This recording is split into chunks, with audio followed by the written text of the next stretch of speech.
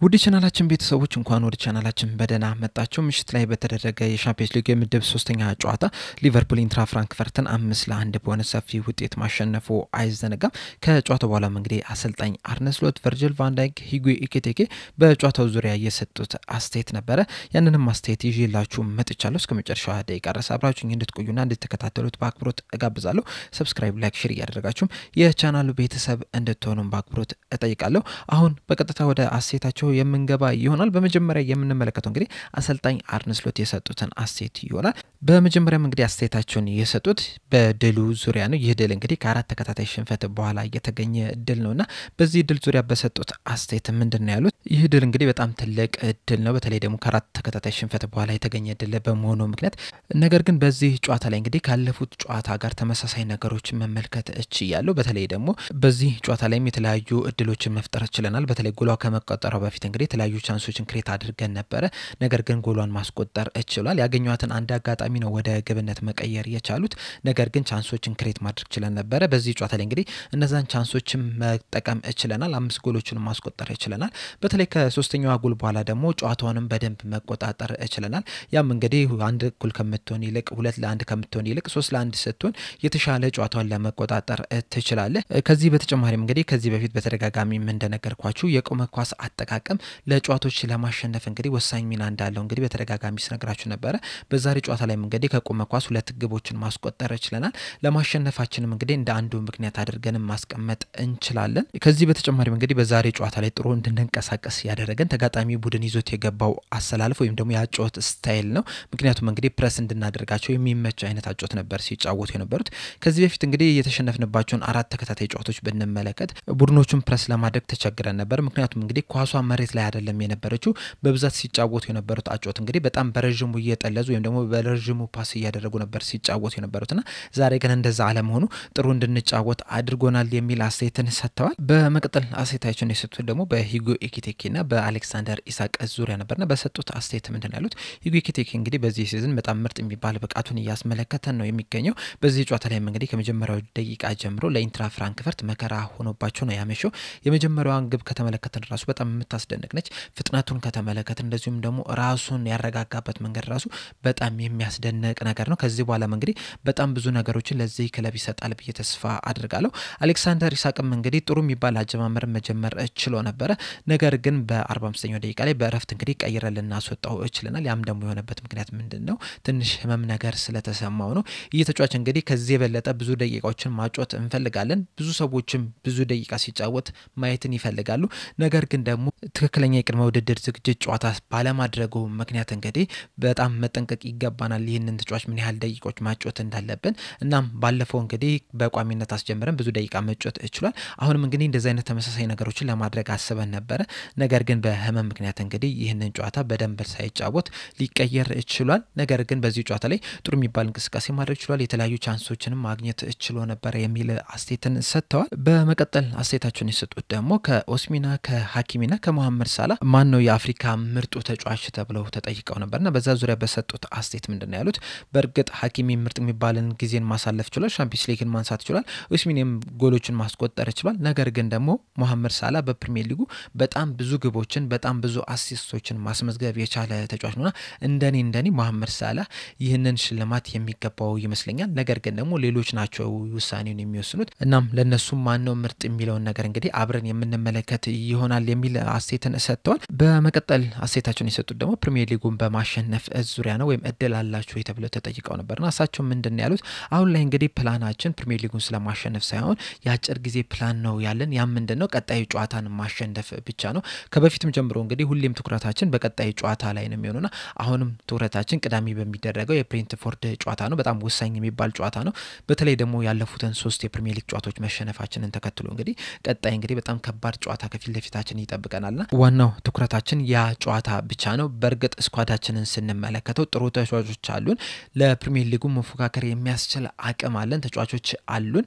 በእርግጥ እንደዛ ቢሆንም እንግዲህ አሁንም አንዳንድ ተጫዋቾች በጉዳት ላይ ነው የሚገኙት። አሊሰን ቤከር ጉዳት ላይ ነው የሚገኘው፣ ጆቫኒ ሊዮኒ ጉዳት ላይ ነው የሚገኘው። እንደዚሁም ጀረሚ ፍሪምፖንግ እንግዲህ ዛሬ በጉዳት ምክንያት ነው ከሜዳ የወጣውና ለቀጣይ ጥቂት ሳምንታትም ከሜዳ ይርቃል ብዬ እጠብቃለሁ። በእርግጠኝነት እንግዲህ የምናውቀው ነገ ከነገ ወዲያ በሚኖሩ ምርመራዎች ነው። እነዚህ ጉዳቶች ቢኖሩብንም እንኳን አሁንም ድረስ ጥሩ ስኳድ አለ ለፕሪሚየር ሊጉ መፎካከር የሚያስችሉ ተጫዋቾች አሉን ብዬ አምናለሁ ነገር ግን ዋንኛው ትኩረታችን አሁን ላይ በቀጣይ ጨዋታ ላይ ነው የሚል አስተያየትን ሰጥተዋል በመቀጠል አስተያየታቸውን የሰጡት እንግዲህ ወደ 10ኛው ደቂቃ አካባቢ ሳቡዝላይን ወደ ታች ላይን ጠርተው ሲያነጋግሩት ነበርና በምን ዙሪያ ነው ያነጋገሩት እንደዚሁም ደግሞ የዛሬውን የዶሚኒክ ሶቦዝላይ ብቃትን እንዴት ተመለከቱት የሚል ጥያቄን ተጠይቀው ነበርና በዚህ ዙሪያ በሰጡት አስተያየት ምንድነው ያሉት ያለፉትን 7-8 ኢንትራ ፍራንክፈርቶች ያደረጉትን ጨዋታ እንግዲህ መመልከት እቺ ነበረ እናም በነዛ ጨዋታዎች እንግዲህ አብዛኛውን ይዘው የገቡት አሰላለፍ 4-3-3 ነው አንዳንድ ጊዜም እንግዲህ 4-4-2 ሲጠቀሙ ተመልክተናል ነገር ግን በዛሬ ጨዋታ ላይ እንግዲህ ያልጠበቅነውን አይነት አጨዋወት ነው ይዘው የገቡት 5-2-3 አይነት አሰላለፍን ነበር ይዘው የገቡትና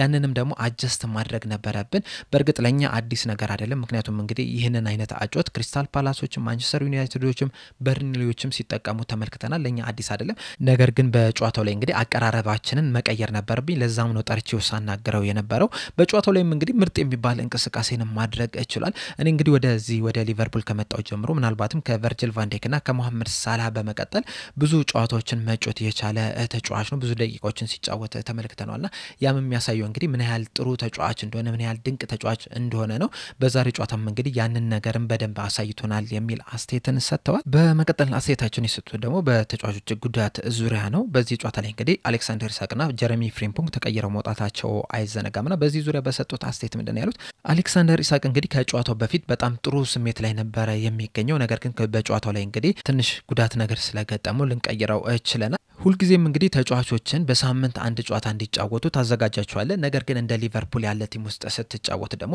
በሳምንት 3 ጨዋታዎችን በ8 ቀን 3 ጨዋታዎችን እንዲጫወቱ ታዘጋጃቸዋለህ ዘንድሮ ግን እድለኞች አይደለንም በ7 ቀን ውስጥ 3 ጨዋታዎችን እያደረገን ነው የምንገኘውና ያንንም ባላንስ ለማምጣት እንግዲህ ከፍተኛ ጥረት እያደረገን ነው የምንገኘው ነገር ግን አሌክሳንደር ኢሳቅ ሁላችንም እንደምናውቀው የቀድሞ ውድድር ዝግጅት ጨዋታዎችን ማድረግ አልቻለምና ለሱ እንግዲህ ለየት ያለ ስልጠና ፕሮግራም ነው ማዘጋጀት ያለበት እናም ያለፉትን ጊዜያቶች እንግዲህ ወደ ምርጥ ብቃቱ እንዲመጣ ወደ ማች ፊትነሱ እንዲመጣ እንግዲህ ከፍተኛ ጥረት እያደረግን ነው የምንገኘው እናም ከጊዜ ወደ ጊዜ እንግዲህ የተሻሻለ እየመጣ ነው የነበረው ባለፈውም ጀምሮ በዚህ ጨዋታ ላይ መጀመር ይችላል ነገር ግን ደግሞ ጉዳት አጋጥሞት ሊቀየርም ይችላል ያም እንግዲህ መጥፎ ጉዳት የሚሆን ከሆነ ለረጅም ጊዜያቶች ከሜዳ የሚያርቀው ከሆነ ለሱ ጥሩ የሚባል ዜና አይደለም ምክንያቱም እንግዲህ አሁን ላይ ወደፊት ማች ፊትነሱ እየመጣ ነው የነበረውና ጉዳት አጋጥሞት ለረጅም ጊዜ ከሜዳ የሚርቅ ከሆነ እንግዲህ ወደ ኋላ ነው የሚመለሰውና ያም ይሆናል ብዬ ተስፋ አላደርግም የሚል አስተያየትን ሰጥቷል በጀረሚ ፍሪምፖንግ ላይ በሰጡት አስተያየት ደግሞ ምንድነው ያሉት ጀረሚ ፍሪምፖንግ እንግዲህ በሃምስትሪንግ ጉዳት ምክንያት ነው ተቀይሮ ሊወጣ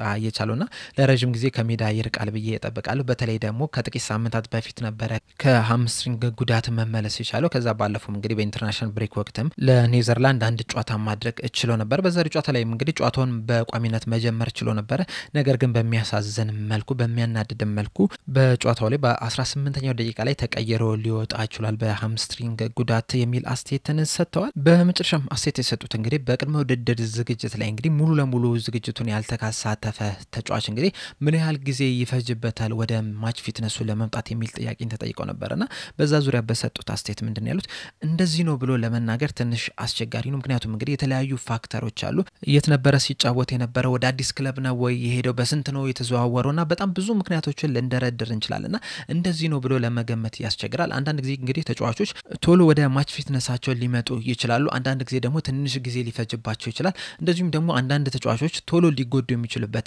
እድል አለ አንዳንድ ተጫዋቾች ደግሞ ሳይጎዱ ወደ ማች ፊትነሳቸው ቶሎ ሊመለሱ ይችላሉና በጣም ብዙ ነገሮች ስላሉት እንግዲህ እንደዚህ ነው ብሎ ለመገመት ያስቸግራል ለዛም ነው እንግዲህ በአሌክሳንደር ኢሳቅ ዙሪያ እንግዲህ በጣም በጥንቃቄ ስንሰራ የነበረው ወደ ማች ፊትነሱ እንዲመጣ እንግዲህ ቀስ በቀስ ስናስኬደው የነበረው በኢንተርናሽናል ብሬክ ወቅት እንግዲህ ሁለቱንም ጨዋታዎች መጫወት ይችላል ለስዊድን ብሔራዊ ቡድን ያንንም እንግዲህ ከስዊድን ብሔራዊ ቡድን አባላቶች ጋር ተነጋግረን የወሰነው ውሳኔ ነው መጫወት እንደሚችልም ነግረናቸው ስለነበረ ነው ያጫወቱትና ቀስ በቀስ ወደ ማች ፊትነሱ እያመጣ ነው የነበረው ለማንቸስተር ጨዋታም ዝግጁ እንደነበረ አውቀን ነው በዛ ጨዋታ ላይ ማሰለፍ የቻልነው ለዚህ ጨዋታም እንግዲህ ዝግጁ ነው የነበረው ነገር ግን በሚያሳዝን መልኩ ተጎድቶ ከሜዳ ሊወጣ ይችላል የሚል ሐሳብን ሰጥቷል በአጠቃላይ አሰልጣኝ አርነ ስሎት የሰጡት አስተያየት ይህንን ይመስላል በቀጣይ የምንመለከተው ደግሞ ቨርጂል ቫን ዳይክ የሰጠውን አስተያየት ይሆናል በመጀመሪያም አስተያየቱን የሰጠው እንግዲህ በእድሉ ዙሪያና በሰጠው አስተያየት ምንድነው ያለው በጣም ወሳኝ እድል ነው የነበረው ለሌሎች ጨዋታም እንግዲህ መነሳሻ መሆን የሚችልም ድል ነው የሚል አስተያየትን ሰጥቷል በመቀጠል አስተያየቱን የሰጠው ደግሞ በማሸነፋችሁ እፎይታ ተሰምቷችኋል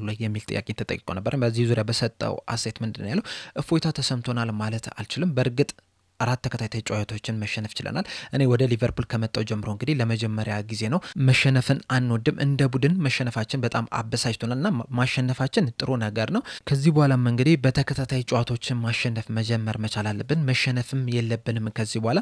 ያንንም ነገር ደግሞ ማድረግ የምንችለው እንደ ቡድን ነው። እንደ ቡድን ጠንክረን በመስራት እርስ በርስ በመደጋገፍ እንግዲህ ከዚህ በኋላ ያሉትንም ጨዋታዎች ለማሸነፍ መግባት መቻል አለብን። ቀጣዩን ከብሬንትፎርድ ጋር ነው የምንጫወተውና ለዛ ጨዋታም እንግዲህ ዝግጁ መሆን መቻል አለብን የሚል ሐሳብን ሰጥቷል። በመቀጠል አስተያየቱን የሰጠው ደግሞ በተቆጠረችበት ግብና ክሊንሺት ባለማስመዝገባቸው ዙሪያ ነበርና በሰጠው አስተያየት ምንድነው ያለው? በዚህ ጨዋታ ላይ እንግዲህ ክሊንሺት ለማስመዝገብ ጥረት አድርገን ነበር። ጎል ባይቆጠርብን ደስ ይለናል። ነገር ግን ወሳኙ ነገር ጨዋታውን ማሸነፋችን ነው። ከዚህ በኋላም እንግዲህ ማድረግ ያለብን ነገር ቢኖር ምንድነው ከውጭ የሚሰሙትን ወሬዎች እንዳለ ትተን ራሳችን ላይ በደንብ ማጠናከር ነው። ራስን ማሻሻል ላይ ማተኮር መቻል አለብን። ሁልጊዜም ትኩረታችን ሊሆን የሚገባው ራስን ማሻሻል ነው። ከባለፈው የተሻለ ሰው ሆነ መምጣት ነው። የተሻለ ተጫዋች ሆነ መቅረብ ነውና እዛ ላይ ነው አሁን ሙሉ ለሙሉ ትኩረታችን የሚል ሐሳብን ሰጥቷል። በመጨረሻም አስተያየቱን የሰጠው በውጪ ስለሚወሩት ወሬዎች ነው። ከሚዲያም ከተለያዩ ሰዎች እንግዲህ የተለያዩ ወሬዎች አሉና ያንን እንዴት ነው ብሎክ የምታደርጉት የሚል ጥያቄን ተጠይቆ ነበርና በዚህ ዙሪያ በሰጠው አስተያየት ምንድነው ያለው?